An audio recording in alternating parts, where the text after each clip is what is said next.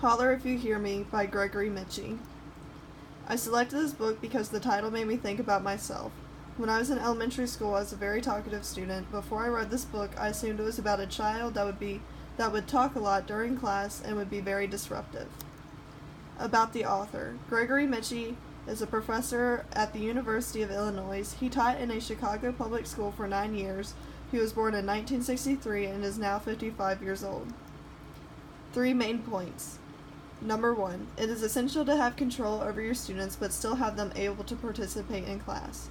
Even though there needs to be controlled in the classroom, there can still be parts of the class where the students can self-learn and control their education.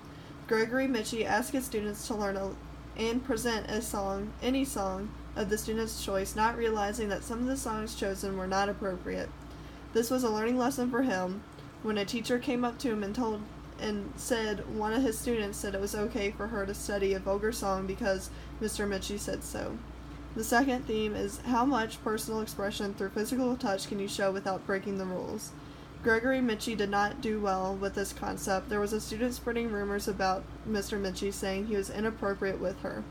He finds this out before chaperoning a camping field trip. Lastly, this theme applies to every teacher. Do not immediately judge or discriminate a student. This can stay with the student for many years of their life. Examples of something I did already know. One of the specific examples that I had already knew how to help or control is the story of Hector. Mr. Michie thought he was a very tough kid and very grown up for his age, but after one night of camp, Hector has an argument with another student, then breaks down and tells Mr. Michie that his sister came home that day and was sick. This story goes along with the lesson of not pre-assuming the life of a student. A teacher can never tell what is going on at home with his or her students. All they can do is believe in the students and give them equal opportunities to shine.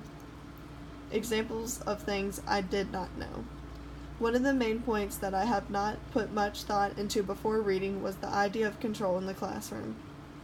What is a good amount of control, and how much freedom should a teacher allow his or her students to have? After reading, I now believe there should be a good balance between the both of them. For a student to succeed, they should be able to learn independently and dependently. My favorite part of the book was Gregory Michie's dedications to the students. I aspire to keep up with the lives of my students so I can watch them succeed or be there if they need help, like how some of Mr. Michie's students did.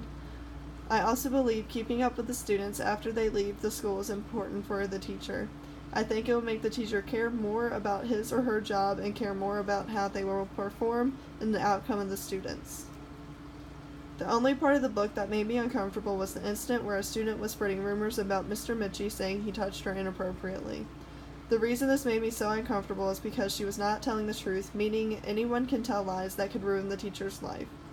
That also sets standards for the teachers. Instead of having faith a student will not spread those rumors, the teacher now has to assume that will happen and has to act accordingly.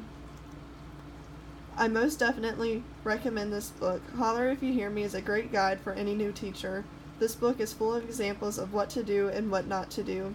It has given me vivid ideas on how to teach a classroom and how important it is to follow through with your students.